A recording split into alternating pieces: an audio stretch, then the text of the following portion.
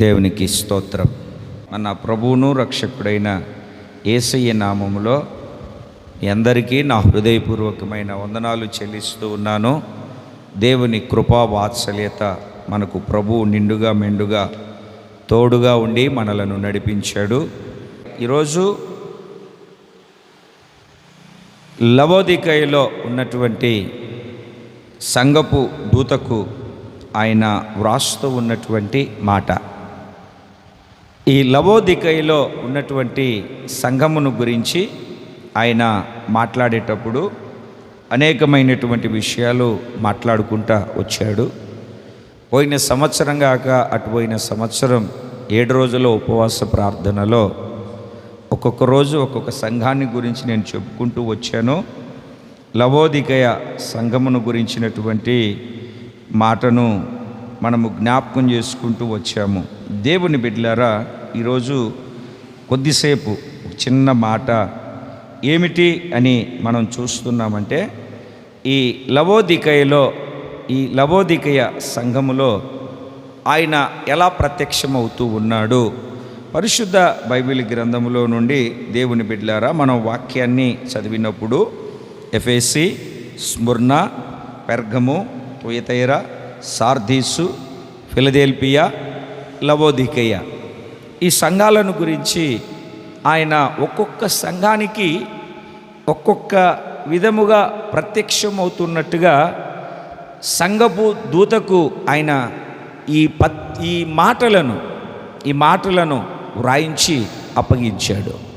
ఒక్కొక్క సంఘానికి ఒక్కొక్క ప్రత్యక్షత. మీరు అదే ఫిలదెల్ఫియా సంఘాన్ని గురించి చూసినప్పుడు 3వ అధ్యాయం 7వ వాక్యం, దావీదు తాళపు చెవులు కలిగి ఎవడును వేయలేకుండా తీయవాడును, ఎవడును తీయలేకుండా వేయవాడైన సత్యస్వరూపియగు పరిశుద్ధుడు చెప్పు సంగతులేమనగా, అంటే ఆ ఫిలదెల్ఫియా సంఘానికి ఆయన ఇచ్చినటువంటి ఆయన ప్రత్యక్షత. అయితే ఈ లవోదికయలో ఉన్నటువంటి సంఘానికి ఆయన ఏ విధంగా ప్రత్యక్షమయ్యాడో మనము వాక్యపు లేఖనాన్ని చదివితే, ఆమేన్ అనువాడు నమ్మకమైన సత్యసాక్షియు, దేవుని సృష్టికి ఆదియునైన వాడు చెప్పు సంగతులేమనగా. మీరు చదువుతారు 3వ అధ్యాయము, ప్రకటనల గ్రంథము 3వ అధ్యాయము 14వ వాక్యాన్ని మనము చదివినప్పుడు, లవోదికయలో ఉన్న సంఘపు దూతకు ఇలాగు వ్రాయుము, ఆమేన్ అనువాడును నమ్మకమైన సత్యసాక్షియు, దేవుని సృష్టికి ఆదియునై ఉన్నవాడు చెప్పు సంగతులు ఏమనగా. చూడండి, ఈ వాక్యాన్ని మనం గమనిస్తే ఈ లవోదికయ సంఘానికి ఆయన ఏ విధంగా ప్రత్యక్షపరుచుకుంటున్నాడు. ఇప్పుడు నేను ఎక్కడికైనా వెళ్ళాను అనుకోండి, పోనీ మీరు ఎక్కడికైనా వెళ్ళారనుకోండి, మిమ్మల్ని గురించి మీరేం చెప్పుకుంటారు? ఇంట్రడక్షన్ ఉంటుంది కదా, ఉండదా? ఒక పుస్తకానికి ముందు ఒక ఇంట్రడక్షన్ ఉంటుంది. ఇది దీనికోసం పరిచయం, ఇది దీనికోసం, ఇది దీనికోసం పరిచయం అందాములే అన్న చెప్పినట్టుగా. ఎలా పరిచయం చేసుకుంటున్నాడు ఆయన? మీరు ఇంటికి వెళ్ళిన తర్వాత ఒక్కొక్క సంఘానికి ఒక్కొక్క విధంగా ఆయన ప్రత్యక్షమవుతూ వచ్చాడు. అయితే ఈ లవోదికయ సంఘానికి ఆయన ఏ విధంగా ప్రత్యక్షమవుతున్నాడు, ఎలా పరిచయం చేసుకుంటున్నాడు అని అంటే 3 విధాలుగా పరిచయం చేసుకుంటున్నాడు. మొట్టమొదటిది ఏమిటంటే, ఆమేన్ అనువాడు. ఎవరండి చెప్పాలి మీరు గట్టిగా? ఏమనువాడు? కొంచెం గట్టిగా చెప్పాలి. ఏమనువాడండి? ఆమేన్ అనువాడు. అంటే దాని అర్థం ఏమిటి? మనోళ్ళు చెప్తా ఉంటారు చూడండి, మీరు ఏది పడితే అది మాట్లాడొద్దు, పైన తదాస్తు దేవతలు ఉంటారు, తదాస్తు అంటారు అని. ఈయనే ఆమేన్ అనువాడు. దేవునికి స్తోత్రం కలుగునుగాక. కొంచెం గట్టిగా చెప్పండి. ఎవరండి ఈయన? ఆమేన్ అనువాడు ఈయన. అందుకే నువ్వు మాట్లాడేటప్పుడు ఆయన ఆమేన్ అనకుండా నా కర్మ, నా బతికింతే అంటా ఉన్నాం అనుకోండి, ఆయన ఆమేన్ అంటే ఆమేన్ అన్నప్పుడు అట్లాగనే జరుగునుగాక దాన్ని స్థిరపరచగలిగిన వాడు నజరేయుడైన యేసు, దాన్ని బలపరచగలిగిన వాడు నజరేయుడైన యేసు. అందుకే ఆయన ఎవరు అని అంటే ఆమేన్ అనువాడు. ఆయన మాట ఎంత శక్తి కలిగినది అని అంటే, అబ్రహాము చక్కగా ఆయనను గురించి, ఆయన ప్రత్యక్షతను గురించి చక్కగా ఎరిగినవాడు. ఏంటంటే లేని వాటిని కూడా ఉన్నట్టుగానే పిలవగలిగిన దేవుడు, అలాగనే ఉన్న వాటిని లేనట్టుగా చేయగలిగినటువంటి వాడు. ఒకసారి మీరు రోమాపత్రిక 4వ అధ్యాయంలో ఆ మాటను చదువుతారు. ఎంత శక్తి కలిగినటువంటి దేవుడో ఆయన మీరు గమనించాలి. మీరు రోమాపత్రిక 4వ అధ్యాయము 17వ వాక్యం, తాము విశ్వసించిన దేవుని ఎదుట అనగా మృతులను సజీవులుగా చేయువాడును లేని వాటిని ఉన్నట్టుగానే పిలుచువాడునైన దేవుని ఎదుట దేవునికి స్తోత్రం కలుగునుగాక. హల్లెలూయా. ఎవరండి? లేని వాటిని ఉన్నట్టుగానే.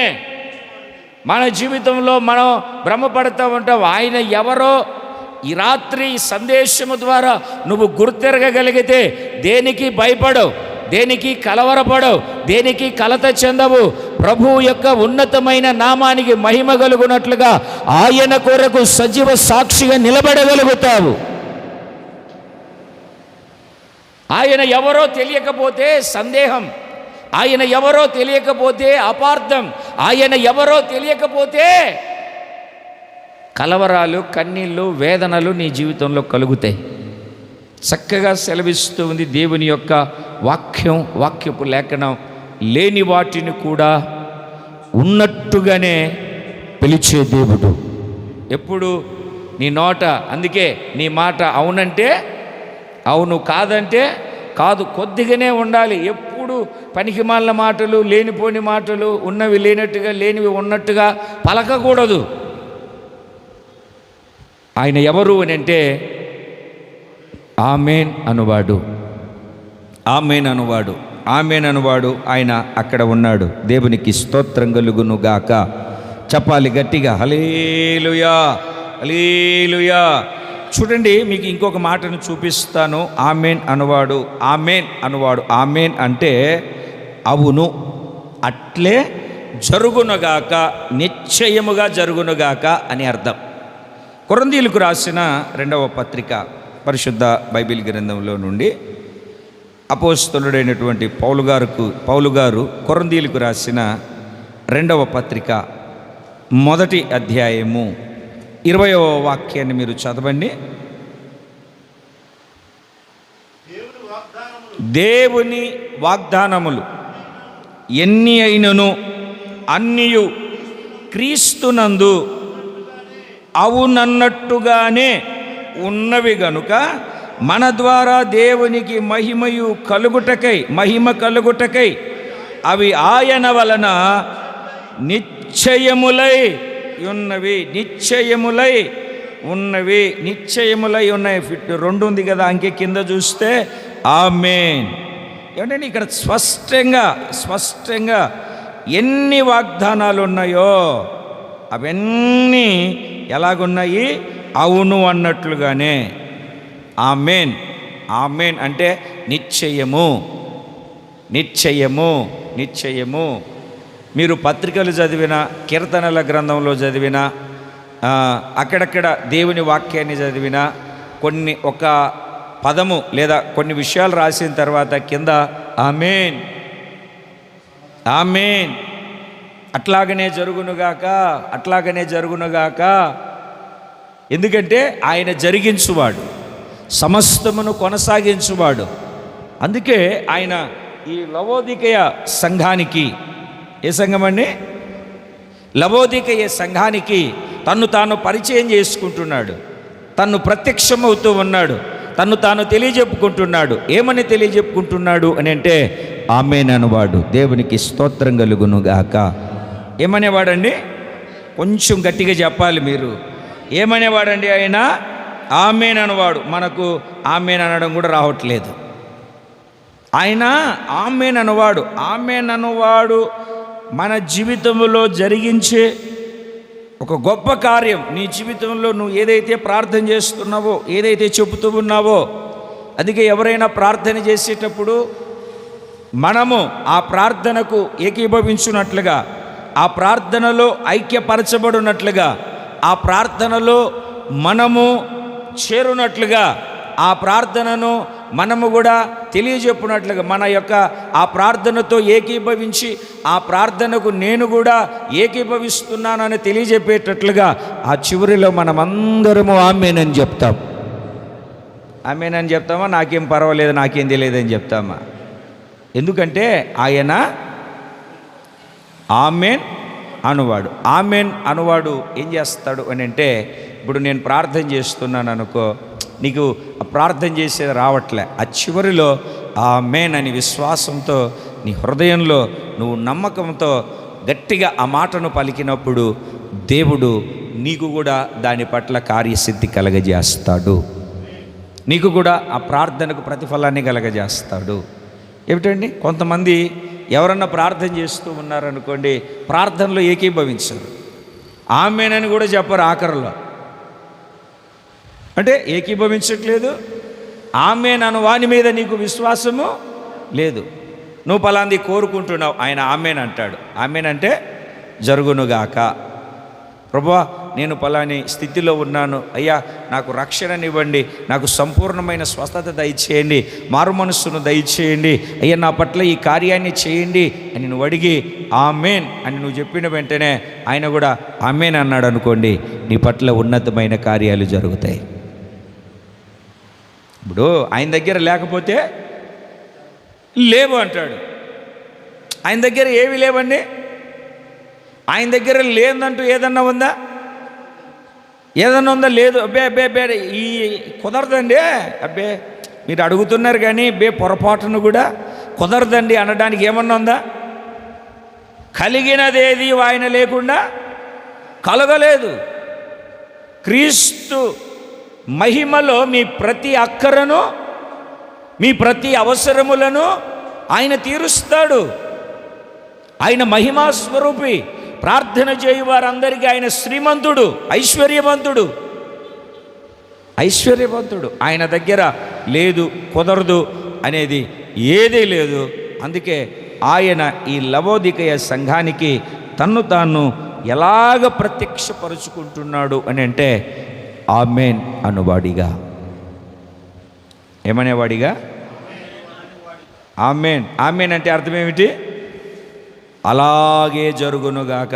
మనసులో పెట్టుకోండి, మనసులో కాదు, గుర్తుపెట్టుకోండి. మరలా అడుగుతాను. ఆమేన్ అంటే అలాగే జరుగునుగాక, అలాగే నిశ్చయమగునుగాక. ఇప్పుడు నువ్వన్నీ అడిగినప్పుడు ఆయన ఏమంటాడు? ఆమేన్ అంటాడు. అంటే దాని అర్థం ఏమిటి? అది జరుగుతుంది. ఇప్పుడు ఆయన నోట నుండి మాట వస్తే ఎనికి వెళ్తుందా? ఎనికి వెళ్తుందా? వెళ్ళదు, వెళ్ళదు. చూడండి, మీకు యెషయా గ్రంథంలో ఒక మాటను చూపిస్తాను. ఆయన మాట ఎటువంటిదో, ఆయన మాట ఏ విధమైనటువంటిదో పరిశుద్ధ బైబిల్ గ్రంథంలో నుండి యెషయా గ్రంథము 55వ అధ్యాయము 10వ వాక్యాన్ని చదవండి. 10-11. వర్షమును హిమమును ఆకాశము నుండి వచ్చి అక్కడికి ఎలాగు మరలక భూమిని తడిపి విత్తువానికి విత్తనమును భుజించువానికి ఆహారమును కలుగుటకై అది చిగుర్చి వర్ధిల్లునట్లు చేయునో, అలాగే నా నోట నుండి వచ్చు వచనము ఉండును. నిష్ఫలముగా నా యొద్దకు మరలక అది నాకు అనుకూలమైన దాని నెరవేర్చును. నేను పంపిన కార్యము సఫలము చేయును. దేవునికి స్తోత్రం కలుగును గాక. తలలు పైకెత్తండి. ఎట్లాంటిదంట ఆయన మాట? వర్షము లాంటిది. ఎట్లాంటిది ఆయన మాట? హిమము లాంటిది. ఒకసారి తలలు పైకెత్తితే మనకు మొన్నటి వరకు గట్టిగా వర్షాలు కురిసే. దేవుని బిడ్డలారా గమనించండి, పరిశుద్ధ బైబిల్ గ్రంథంలో వర్షము ఆ మేఘములో నుండి ఆ నీటి బిందువుగా జారిన తర్వాత అలాగా నీ తల దాకా వచ్చి, లేకుంటే నీ ఇంటి మీది దాకా వచ్చి, అబ్బే ఇక్కడ కురవకూడదని అని వెనక్కి వెళ్ళిపోయినట్టుందా?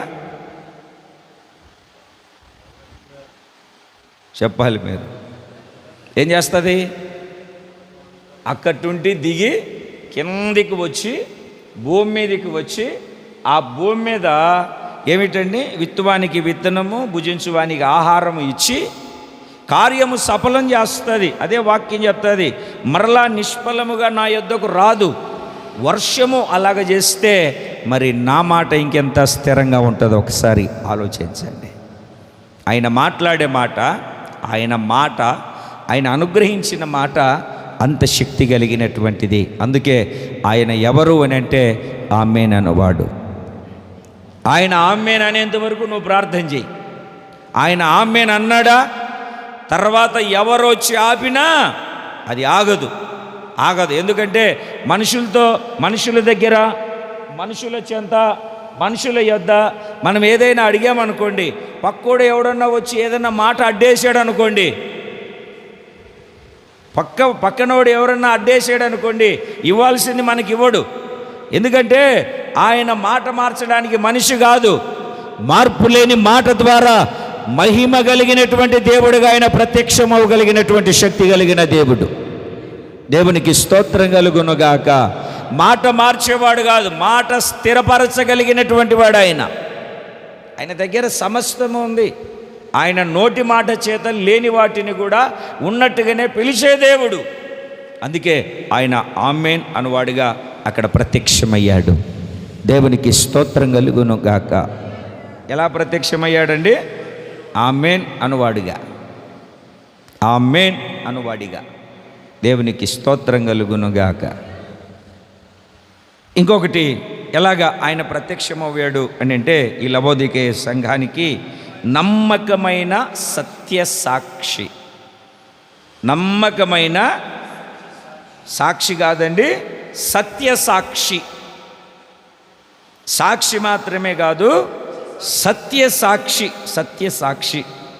సాక్షి అని అన్నప్పుడు ఆ సాక్షికి ఒక 3 గుణగణాలు, 3 అనుభవాలు, 3 లక్షణాలు ఉండాలి.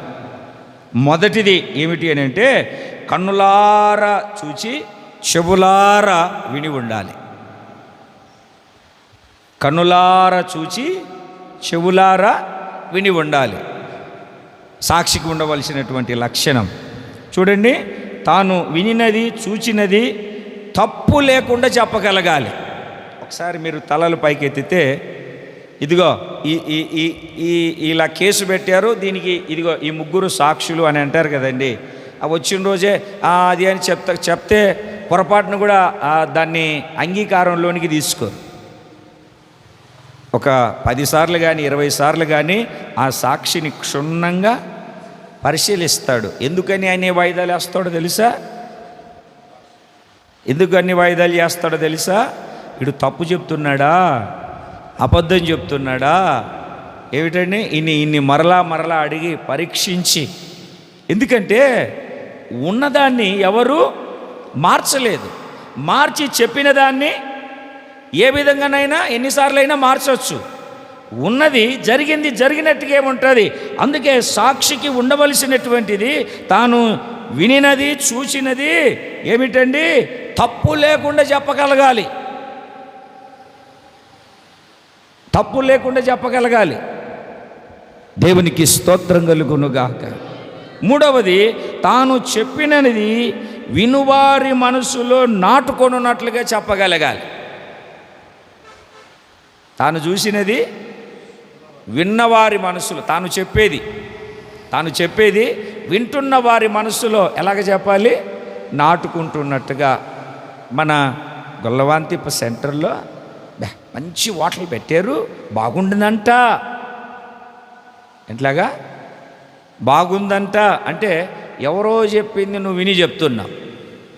అదే నువ్వు వెళ్ళి నువ్వు తిని నువ్వు రుచి చూసి అప్పుడు దాన్ని ఏం చెప్తావు? రే ఎవడరా చెప్పింది, నేను వెళ్ళి చూసి వచ్చాను, నేను వెళ్ళి తినేసి వచ్చాను రా, చాలా బాగుంది, అసలు టిఫిన్ ఎంత బాగుందో తెలుసా అని స్థిరంగా చెప్పగలగాలి. అదే అక్కడ చెప్తాడు. చూడండి, మీరు యోహాను రాసిన మొదటి పత్రిక 1వ అధ్యాయం 1వ వాక్యాన్ని చూస్తే అక్కడ ఎంత చక్కగా చెప్తూ ఉన్నాడో ఆయన దాని గురించి, ఆ సాక్ష్యపు అన్నటువంటి మాటను గురించి ఎంత చక్కగా చెప్తున్నాడో చూడండి. మీరు ఒకసారి చదువుతారు ఆ మాటను. యోహాను రాసిన మొదటి పత్రిక 1వ అధ్యాయం 1వ వాక్యం. జీవవాక్యమును గూర్చినది ఆది నుండి ఏది ఉండినో, మేమేది వింటిమో, కనులారా ఏది చూచితిమో, ఏది నిదానించి కనుగొంటిమో, మా చేతులు దేనిని తాకి చూచెనో అది మీకు తెలియజేయుచున్నాము. సాక్షి ఎంత చక్కగా చెప్తున్నాడో చూడండి. అలాగే ఈ యోహాను గారు ఎలాగైతే చూసి, ఏమిటండి, విని నిదానించి చూసి కనుగొని తాకి, ఎంత అద్భుతమైనటువంటి మాట. నిదానించి చూసి తాకి, అర్థమవుతుందండి, దాన్ని కనుగొని పరిశీలనగా చూసి ఎంత అద్భుతమైనటువంటి మాట చూడండి. అదే యేసయ్యని గురించి ఈయన ఎలాంటి సాక్షి అని అంటే, ఎలాంటి సాక్షి అండి? నమ్మకమైన సత్యసాక్షి. అందుకే పిలాతు దగ్గర, యూదుల రాజువా నువ్వు? హలో సార్, మీరెవరు? యూదుల రాజా? నువ్వన్నట్టే అని ఆయన ఒక చక్కటి సాక్ష్యం చెప్తాడు. యోహాను సువార్త 18వ అధ్యాయము 38వ వాక్యాన్ని మీరు చదివితే, యేసు ప్రభు తన నోట చెబుతూ ఉన్నటువంటి ఆ అద్భుతమైనటువంటి మాటను ఈ రాత్రి మీరు చదవగలగాలి. ఎక్కువ క్రిస్మస్ టైంలో ఈ మాట నేను అక్కడక్కడ చెబుతూ ఉంటాను. చదవండి, 18వ అధ్యాయము 38వ వాక్యం, 37 నుండి చదవండి, 2 కలిసి ఉన్నాయి. అందుకు పిలాతు, నీవు రాజువా అని ఆయనను అడుగగా, యేసు, నీవన్నట్లు నేను రాజునే, సత్యమును గూర్చి సాక్ష్యమిచ్చుటకు నేను పుట్టి తిని. దేవునికి స్తోత్రం కలుగును గాక. నువ్వెందుకు పుట్టావనే? నువ్వెందుకు పుట్టావు, నేను ఎందుకు పుట్టాను మనకు తెలియదు. కాలం జరుగుతూ ఉంటే ఓహో దీనికేనేమో పుట్టింది. యేసు ప్రభు చక్కగా చెప్తాడు, నేను పుట్టింది ఎందుకో తెలుసా? సత్యమును గూర్చి సాక్ష్యం ఇవ్వడానికి పుట్టాను. నేను పుట్టిందే సత్యమును గూర్చి సాక్ష్యం ఇవ్వడానికి. తెల్లారి లేచింది మొదలుకొని లేనిపోని మాటలు, కల్లబొల్లి మాటలు, అబద్ధాలు చెప్పుకుంటూ అది ఇలా కాదు. నేను ఎందుకు, ఎలా పుట్టాను, దేనికి పుట్టాను, ఎందుకోసం పుట్టాను అని అంటే, సత్యమును గూర్చి సాక్ష్యం ఇవ్వడానికి పుట్టాను నేను. నా పుట్టుకే సత్యమును గూర్చి సాక్ష్యం ఇవ్వడానికి. అదే లవోదికయ సంఘానికి ఆయన ప్రత్యక్షమవుతూ సత్య సాక్షి కాదు, నమ్మకమైన సత్య సాక్షి. దేవునికి స్తోత్రం కలుగునుగాక. ఈడు చెప్పాడంటే నమ్మలేం. మొన్న అట్లా చెప్పాడు, నిన్న ఇట్లా చెప్పాడు, ఓ 10 రోజుల కిందట అట్లా చెప్పాడు, మరలా ఈరోజు వచ్చి ఇట్లా చెప్తున్నాడు. ఈ 4 సార్లు 10 మాటలు మార్చాడు. నమ్మకం లేదు నాకు, నమ్మలేం మనం అంటూ ఉంటాం. చూడండి, అంటామా? మనల్ని గురించి కూడా అందరూ అట్లాగనే అంటూ ఉంటారు. ఎందుకంటే మనలో ఆ అనుభవం, ఆ ఆధ్యాత్మికమైనటువంటి స్థితి లేదు. నమ్మచ్చా నమ్మకూడదా? యేసు ప్రభు అలా కాదు, నమ్మకమైన సత్యసాక్షి. దేవునికి స్తోత్రం కలుగును గాక. నమ్మకమైన సత్యసాక్షి. ఆయన చూడు, తను తాను పరిచయం చేసుకుంటున్నాడు. ఆయన తను తాను పరిచయం చేసుకొని చెప్పగలుగుతున్నాడు, నేను నమ్మకమైన సత్యసాక్షిని. దేవుని పరిశుద్ధ నామానికి మహిమ కలుగును గాక. ఒకటి, ఆయనే నేను పుట్టిందే సాక్ష్యం ఇవ్వడానికి అని చెప్తున్నాడు. అదే యోహాను సువార్త 5వ అధ్యాయము 36వ వాక్యాన్ని మనము జాగ్రత్తగా చదవగలిగితే, అయితే యోహాను సాక్ష్యము కంటే నా నాకెక్కువైన సాక్ష్యము కలదు. యోహాను కంటే నాకు ఎక్కువైన సాక్ష్యము కలదు. చూడండి, యోహాను గురించి వాళ్ళు అక్కడ ఉన్న వాళ్ళంతా సాక్ష్యం చెప్తున్నారు. బాబు, మీరు యోహాను సాక్ష్యాన్నే వింటున్నారేమో. యోహాను కంటే కూడా ఎక్కువ సాక్ష్యము నాకు కలదు. ఎక్కువ సాక్ష్యము కలదు. యోహాను కంటే ఎక్కువ సాక్ష్యము కలదు. అసలు నా గురించి మీరు చెప్పడం కాదు, అసలు ఎవరు చెప్పారో తెలుసా సాక్ష్యం? తర్వాత కంటిన్యూగా చదవండి. అదేమనినా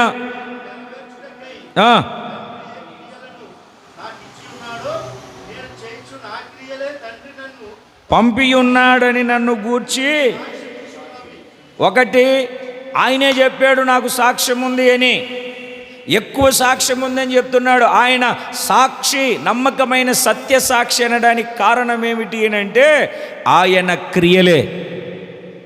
దేవునికి స్తోత్రం కలుగును గాక. ఏమిటండి? ఆయన క్రియలే. గాలిని గద్దించాడు, మానవుడి వల్ల అవుతుందండి? దేవుని కుమారుడే కదా గద్దించగల. ఆయన చూసి దయ్యాలు సర్వోన్నతుడైన దేవుని కుమారుడా అని వణుకుతున్నాయి దయ్యాలు. దేవుని కుమారుడా అని వణుకుతున్నాయి. అవునా కాదండి? సాక్ష్యం సాక్ష్యం సాక్ష్యం అంత మాత్రమే కాదు, ఆయన క్రియలు. చచ్చిన వాళ్ళను, మామూలుగా చచ్చిన వాళ్ళని అంటే అలా ఫ్రెష్ చేసి ఇలా ఫ్రెష్ చేసి లేపుతారు. అందుకే 4 రోజులు చనిపోయి 4 రోజులు సమాధిలో పెట్టబడి, చనిపోయి 4 రోజులై సమాధిలో పెట్టబడి వాసన కొడుతూ ఉన్నటువంటి వ్యక్తిని కూడా ఆయన మహత్తు కలిగిన ఆమేన్ వాడు తన మాటతో పిలిచాడండి. లాజరు బయటికి రా అని. వచ్చాడా? రాలేదా? ఇంకా అంతకంటే ఆయన క్రియలే సాక్ష్యం. ఒకటి ఆయన సాక్ష్యం చెప్తున్నాడు, రెండవది ఆయన క్రియలే సాక్ష్యం. అదే 5వ అధ్యాయం 37వ వాక్యాన్ని చదవండి. 5వ అధ్యాయం యోహాను సువార్త 5వ అధ్యాయం 37వ వాక్యాన్ని చదవండి. మరియు నన్ను పంపిన తండ్రియే నన్ను గూర్చి సాక్ష్యం ఇచ్చుచున్నాడు. ఇంతకంటే సాక్ష్యం ఎవరు కావాలండి? ఎవరు ఇస్తున్నారంటే సాక్ష్యము? తండ్రే ఇస్తున్నాడు. ఎక్కడిచ్చాడు? చూడండి మీరు, ఇదే మత్తయి సువార్తలో ఒకసారి, మత్తయి సువార్త 17వ అధ్యాయంలో ఒకసారి చూడండి. మత్తయి సువార్త 17వ అధ్యాయంలో ఆ రూపాంతరం కొండ మీదకి వచ్చిన తర్వాత 17వ అధ్యాయం 5వ వాక్యం, అతడు ఇంకా మాట్లాడుచుండగా ఇదిగో ప్రకాశమానమైన యొక్క మేఘము వారిని కమ్ముకొనెను. ఇదిగో ఈయన నా ప్రియ కుమారుడు, ఈయన యందు నేను ఆనందించుచున్నాను, ఈయన మాటలు వినుడని ఒక శబ్దము ఆ మేఘములో నుండి పుట్టెను. సాక్ష్యం ఇచ్చేయడం లేదా తండ్రి? 3వ అధ్యాయంలో బాప్తిస్మం పొందిన తర్వాత దేవుని ఆత్మ పావురము వలె ఆయన మీదకి దిగి వచ్చినప్పుడు ఇదిగో ఈయనే నా ప్రియ కుమారుడు, ఇతని యందు నేను ఆనందించుచున్నానని అక్కడ శబ్దం వచ్చిందా? రాలేదా? తండ్రి సాక్ష్యం ఇస్తున్నాడు. అన్నీ కలగజేసిన వాడు, సమస్తమును చేయగలిగిన వాడు. దేవునికి స్తోత్రం కలుగునుగాక. సాక్ష్యం ఇస్తూ ఉన్నాడు. ఏమని సాక్ష్యం ఇస్తున్నాడు? మనం చదివాము అక్కడ. చదువున్నా ఒకసారి 5వ అధ్యాయము యోహాను సువార్త 5వ అధ్యాయం 37వ వాక్యం.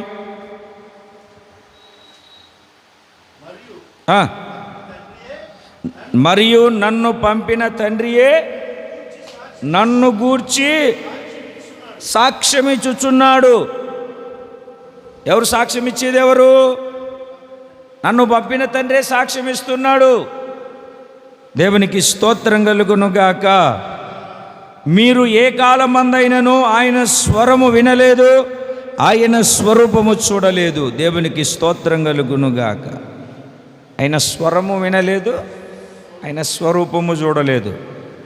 ఒకటి తన క్రియలు తనకు సాక్ష్యం, రెండవది తండ్రి సాక్ష్యం ఇస్తూ ఉన్నాడు. ఇంకొక మాటను కూడా మీరు చదవాలి. 39వ వాక్యాన్ని చదవండి. ఇదే యోహాను సువార్త 5వ అధ్యాయం 39వ వాక్యం. లేఖనముల యందు మీకు నిత్య జీవము గలదని తలంచుచు వాటిని పరిశోధించుచున్నారు. అవే నన్ను గూర్చి సాక్ష్యమిచ్చుచున్నవి. నన్ను గూర్చి సాక్ష్యం ఇస్తున్నాయి. ఏం చేస్తున్నాయండి? నన్ను గూర్చి సాక్ష్యం ఇస్తున్నాయి. ఏంటి సాక్ష్యం ఇచ్చేది? ఏవి సాక్ష్యం ఇస్తున్నాయి నన్ను గూర్చి? లేఖనాలు, వాక్యము నన్ను గూర్చి సాక్ష్యం ఇస్తుంది. వాక్యము నన్ను గూర్చి సాక్ష్యం చెబుతుంది. వాక్యము నన్ను గూర్చి మీరు పరిశోధించే లేఖనాలు తేట తెల్లగా నన్ను ప్రత్యక్షపరుస్తూ ఉన్నాయి. నన్ను గురించినటువంటి ఒక సాక్ష్యాన్ని చెబుతూ ఉన్నాయి. అది తండ్రి ద్వారా పంపబడిన లేఖనం, వాక్యం. ఆ వాక్యము నన్ను గురించి సాక్ష్యం చెబుతూ ఉంది. ఇంకా ఇంతకంటే సాక్ష్యం ఏం కావాలి? నమ్మకమైన సత్య సాక్షి. దేవునికి స్తోత్రం కలుగునుగాక. చెబుదామండి ఒక్కసారి గట్టిగా, సంతోషంగా చెబుదామండి. హల్లెలూయా. ఎవరు చెప్తున్నారండి సాక్ష్యము? కొంచెం గట్టిగా చెప్పండి, కొంచెం గట్టిగా చెప్పండి. లేఖనం సాక్ష్యం చెప్తుంది. లేఖనం మాత్రమే కాదు, ఏమిటండి? ఇదే యోహాను సువార్త 5వ అధ్యాయం 32వ వాక్యంలో ఏమని రాస్తుంది అని అంటే 31, 32, నన్ను గూర్చి నేను సాక్ష్యము చెప్పుకొనిన ఎడల నా సాక్ష్యము సత్యము కాదు. నన్ను గూర్చి సాక్ష్యమిచ్చు వేరొకడు కలడు, ఆయన నన్ను గూర్చి ఇచ్చు సాక్ష్యము సత్యమని. అదే 33వ వాక్యంలో మీరు ఎవరిని గూర్చి సాక్ష్యం చెప్తున్నారో, మీరు యోహాను నొద్దకు కొందరిని పంపితిరి, అతడు సత్యమునకు, అంటే నేను సత్యమునకు సాక్ష్యం ఇవ్వడానికి వచ్చాను, నన్ను గురించి అతడు సాక్ష్యం ఇచ్చాడు. ఒకటి తండ్రి సాక్ష్యం ఇచ్చాడు, రెండవది లేఖనాలు సాక్ష్యం ఇచ్చాయి, తనకు తానే సాక్ష్యం ఇచ్చాడు. తనకు తానే ఇచ్చే సాక్ష్యము ఒకటి నమ్మదగింది కాదనుకోండి. తండ్రి సాక్ష్యం ఇచ్చాడు, లేఖనాలు సాక్ష్యం ఇచ్చాయి. మూడవది పరిశుద్ధులు సాక్ష్యం ఇస్తూ ఉన్నారు. యోహాను పరిశుద్ధుడు కదండి, బాప్తీసం ఇచ్చి యోహాను పరిశుద్ధుడు కదా. ఇందాక మనం యోహాను రాసిన మొదటి పత్రిక 1వ అధ్యాయంలో చదువుకున్న వాళ్ళు పరిశుద్ధులే కదా. ఆది అపోస్తలులు పరిశుద్ధులే కదా. ఏమని సాక్ష్యం ఇచ్చారు వాళ్ళు? యోహాను రాసిన మొదటి పత్రిక 1వ అధ్యాయము, జీవవాక్యమును గూర్చినది ఆది నుండి ఏది ఉండెనో మేమేది వింటిమో, కన్నులారా ఏది చూచితేమో, ఏది నిదానించి కనుగొంటిమో, మా చేతులు దేనిని తాకి చూచెనో అది మీకు తెలియజేయుచున్నాము. జీవవాక్యం, ఆ జీవము ప్రత్యక్షమైంది. చూడండి, ఆ జీవమును గూర్చి సాక్ష్యం ఇచ్చుచు. 2వ వాక్యాన్ని యోహాను గారు పరిశుద్ధుడైన యోహాను గారు సాక్ష్యం ఇస్తున్నారు. పేతురు రాసిన 2వ పత్రిక 1వ అధ్యాయము 17వ వాక్యము, ఆయన మహాత్మ్యమును మేము కన్నులారా చూచిన వారమై తెలుసుకొంటిమి. ఈయన నా ప్రియ కుమారుడు, ఈయన యందు నేను ఆనందించుచున్నాను అను శబ్దము మహాదివ్య మహిమ నుండి ఆయన యొద్దకు వచ్చినప్పుడు తండ్రి అయిన దేవుని వలన ఘనతయు మహిమయు ఆయన పొందగా మేము ఆ పరిశుద్ధ పర్వతము మీద ఆయనతో కూడా ఉండిన వారమై ఆ శబ్దము ఆకాశము నుండి రాగా వింటిమి. ఇంతమంది సాక్ష్యం ఇస్తున్నారు. తండ్రి సాక్ష్యం ఇస్తున్నాడు, లేఖనాలు సాక్ష్యం ఇస్తున్నాయి, ఇంకా పరిశుద్ధులు సాక్ష్యం ఇస్తున్నారు. ఇంతకంటే ఏం కావాలండి? ఆయన నమ్మకమైనటువంటి సత్య సాక్షి అని. దేవునికి స్తోత్రం కలుగునుగాక. చెబుదామండి ఒక్కసారి గట్టిగా, చెబుదామండి గట్టిగా ఒకసారి. పరిశుద్ధులు కూడా ఆయనను గురించి సాక్ష్యం ఇస్తూ ఉన్నారు. దేవుని ఘనమైన నామానికి మహిమ కలుగునుగాక. రక్తమును బట్టి కూడా సాక్ష్యం ఇస్తూ ఉన్నటువంటి విషయాలు మనం ఇదే ప్రకటనల గ్రంథములో చక్కగా దేవుని యొక్క వాక్యాన్ని మనము చదవగలుగుతాము. దేవుని పరిశుద్ధ నామానికి స్తోత్రం కలుగునుగాక. మొదటిది ఆమేన్ అనువాడై తను తాను ప్రత్యక్షపరుచుకున్నాడు. రెండవది నమ్మకమైన సత్యసాక్షి. మూడవది దేవుని సృష్టికి ఆది అయి ఉన్నాడు. ఏమై ఉన్నాడంటే అంటే మొదట నుండి ఉన్నవాడు, మధ్యలో ఉన్నవాడు కాదు. అబ్రహామును గురించి వాళ్ళు మాట్లాడుతూ ఉంటే ఈయన అంటాడు, నేను అబ్రహాము కంటే ముందు నుండి ఉన్నవాడు. బాబు, పుట్టి నీకు 35 ఏళ్ళు కూడా దాటలేదు ఏంటి? అబ్రహాము కంటే మన పితరుడైన అబ్రహాం ఎక్కడ? సీనాయి కొండ మీద ధర్మశాస్త్రాన్ని తీసుకొనక ముందు ఎప్పుడో ఉన్నటువంటి వాడు. నువ్వు అబ్రహాము కంటే ముందు నుండి ఉన్నావు ఏంటి అని చెప్పేసి రాళ్ళు తీసుకొని కొట్టబోయారు. దేవునికి స్తోత్రం కలుగును గాక. ఎప్పటి నుండి ఉన్నవాడు? ఆది నుండి సమస్త సృష్టికి ఆయన సాక్షి అయి ఉన్నాడు. దేవునికి స్తోత్రం కలుగును గాక. సమస్త సృష్టికి, ఈ సృష్టి యావత్తుకు ఆయన సాక్షి అయి ఉన్నాడు. యోహాను సువార్త 1వ అధ్యాయం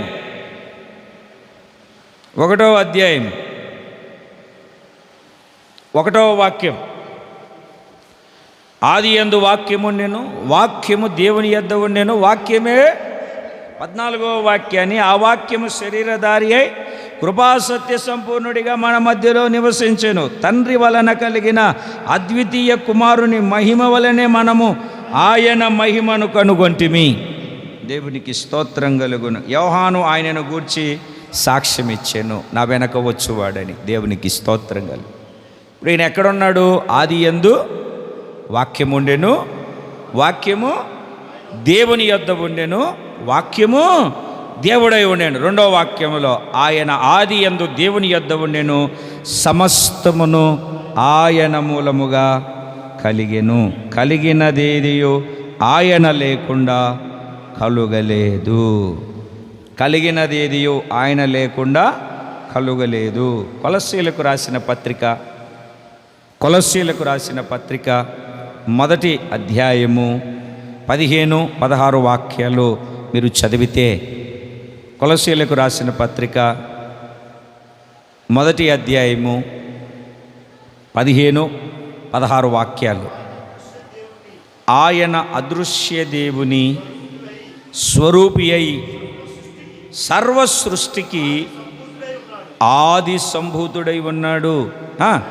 ఏలయనగా ఆకాశమందున్నవియు భూమి యందున్నవియు దృశ్యమైనవి కానీ అదృశ్యమైనవి కానీ, అవి సింహాసనములైనను ప్రభుత్వములైనను ప్రధానులైనను అధికారులైనను సర్వమును ఆయన యందు సృష్టింపబడెను. సర్వము ఆయన ద్వారా ఆయనను బట్టే సృష్టింపబడెను. సర్వము ఆయన ద్వారా ఆయన యందే సృష్టించబడ్డాయి. ఆయన దేవుడు కాకుండా ఎట్టుపోయాడండి? దేవుడు కాదని మనం ఎలా చెప్తామండి? సర్వము ఆయన ద్వారా, సర్వము ఆయన ద్వారా కలిగింది, ఆయన ద్వారా కలిగింది, ఆయనలోనే కలిగింది, ఆయన యందే కలిగింది. కలిగినది ఏది ఆయన లేకుండా కలగలేదు. దేవునికి స్తోత్రం కలుగును గాక. చెప్పాలి గట్టిగా హల్లెలూయా, చెప్పాలి గట్టిగా హల్లెలూయా. చూడండి, ప్రకటనల గ్రంథంలోనే ఒక మాటను మీరు చదువుతారు. 1వ అధ్యాయం 18వ వాక్యాన్ని చదవండి.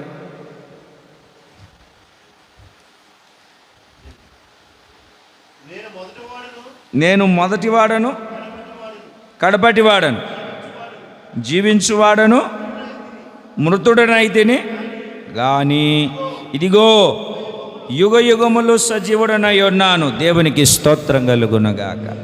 ఏంటంటే నేను మొదటివాడను, ఎవరంటే నేను మొదటివాడను కడపటివాడను.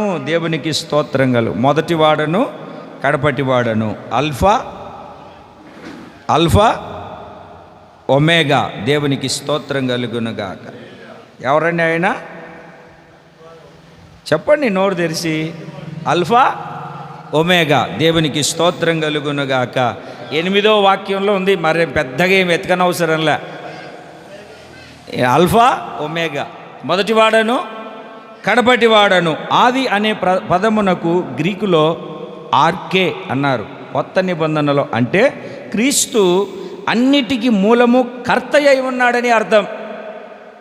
అన్నిటికీ మూలము కర్త అయి ఉన్నాడు. ఆది అని అన్నప్పుడు అది గ్రీకులో వాడింది ఆర్కే. అన్నిటికీ దేవునికి స్తోత్రం కలుగును గాక. చెబుదామండి ఒకసారి గట్టిగా సంతోషంగా చెబుదాం, హల్లెలూయా. ప్రారంభము నుండి, ఆది నుండి ఆయన ఉన్నవాడు అనువాడు. నుండి ఇంకొక మాటను కూడా మీరు చదువుతారు, దేవుని సృష్టికి ఆది అయి ఉన్నటువంటి వారిని గురించి. దేవుని సృష్టికి ఆది అయి ఉన్నటువంటి ఆయనను గురించి మనం చదువుదాం. ప్రకటనల గ్రంథము 22:13. నేనే అల్ఫాయు ఒమేగయు, మొదటివాడను కడపటివాడను, ఆదియు అంతమునై ఉన్నాను. దేవునికి స్తోత్రం కలుగును గాక. మొదటివాడను కడపటివాడను. క్రీస్తు యేసే ముఖ్యమైన మూలరా. ఏ మూలకు వెళ్ళినా ఆయనే కార్నర్ స్టోన్గా ఉన్నట్టు, ఎక్కడికి వెళ్ళినా ఆయన మొదటివాడు కడపటివాడు. కలిగించిన సమస్తానికి ఆయన ఆది సంభూతుడు. కలిగిన సమస్తానికి ఆయన ఆది అయి ఉన్నాడు, అల్ఫా ఒమేగా అయి ఉన్నాడు, సమస్తమును చేసిన వాడై ఉన్నాడు. లవోదికయ సంఘమునకు ఆయన తన్ను తాను ప్రత్యక్షపరుచుకుంటున్నటువంటి ప్రత్యక్షత మనము చదువుతున్నాం. ఆమేన్ అన్నవాడు. ఆమేన్ అని అంటే ఇది జరుగునుగాక నిశ్చయం అని చెప్పేవాడు, వన్నట్టే అని చెప్పగలిగినటువంటి వాడు. తర్వాత ఆయన ఎవరు అని అంటే నమ్మకమైన సత్యసాక్షి. అబద్ధ సాక్షి కాదు. అబద్ధ సాక్ష్యం మారుతుంది.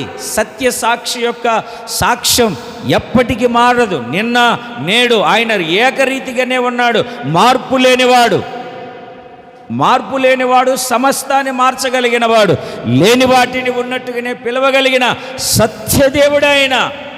అబద్ధమాడజాలని జీవము కలిగినటువంటి దేవుడు ఆయన. అబద్ధమాడజాలని శక్తి కలిగినటువంటి దేవుడు. మనుషులం, నేను అబద్ధం ఆడతాను, నువ్వు అబద్ధం ఆడతావు, మనుషులందరూ అబద్ధం ఆడగలుగుతారు.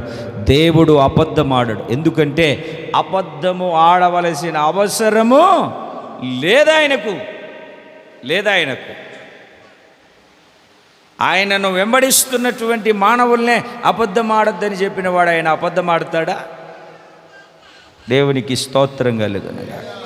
నమ్మకమైన సత్యసాక్షి నమ్మచ్చు మీరు. ఆయన ఎంతైనా నమ్మదగిన దేవుడండి. పౌలు గారు అదే అంటాడు, నేను నమ్మదగిన వాడను కాను, దేవుడు నన్ను నమ్మి పరిచర్యనిచ్చాడు. అంత నమ్మదగిన దేవుడండి ఆయన, నమ్మకమైన సత్యసాక్షి. చివరిగా మనం ఆయన గురించి ఏమని చెబుతున్నామంటే దేవుని సృష్టికి ఆది అయి ఉన్నాడు. దేవునికి స్తోత్రం కలుగుతుంది. నేను భూమికి పునాదులు వేసినప్పుడు నువ్వు ఎక్కడుంటివి అని అడుగుతాడు ఆయన. ఎక్కడున్నావండి? భూమికి ఆయన పునాదులు వేసినప్పుడు నేను ఎక్కడున్నావండి? బాగా గమనించండి. ఆయన శిల్పకారుడు. సమస్తము ఆయన ద్వారానే కలిగింది. కలిగినదేది ఆయన లేకుండా సృష్టికి ఆయన ఆది సంభూతుడు, ఆధారం. ఆ కొలస్సీ పత్రికలు ఎంత చక్కగా చెప్తున్నాడో చూడండి. అన్నీ ఆయన మూలంగానే కలిగినాయి. దేవునికి స్తోత్రం కలుగునుగా. ఇప్పుడు ఈ మందిరం కట్టేటప్పుడు మనం అంతా ఉన్నాం ఏమిటండి, ఈ మధ్యలో ఈ మందిరం కట్టిన తర్వాత వచ్చిన వాళ్ళకు ఏం తెలుస్తుంది? ఇలా చేసాం అలా చేసామంటే వినడమే తప్ప ముందు నుండి ఉన్న వాళ్ళకి ఇది తెలుస్తుంది. అట్లాగనే ఆది నుండి ఉన్నటువంటి వాడు ఆయన గనక సమస్తము ఎరిగినవాడు, సమస్తము కొనసాగించువాడు. ఈ రోజున నీ జీవితంలో కూడా ఇటువంటి ఆయన ప్రత్యక్షత నువ్వు కలిగి నీ ఆధ్యాత్మికమైన జీవితాన్ని కట్టుకొని ప్రభు రాకడకు రాజ్యానికి సిద్ధపరచబడుదుముగాక. మోకరించండి, ప్రార్థన చేసుకుందాం. అందరూ మోకరించండి, ప్రార్థన చేసుకుందాం. ఆమేన్ అన్నవాడు నమ్మకమైన సత్యసాక్షి, దేవుని సృష్టికి ఆది సంభూతుడైన వాడు. ప్రార్థన చేసుకుందాం, అందరం ప్రార్థన చేసుకుందాం.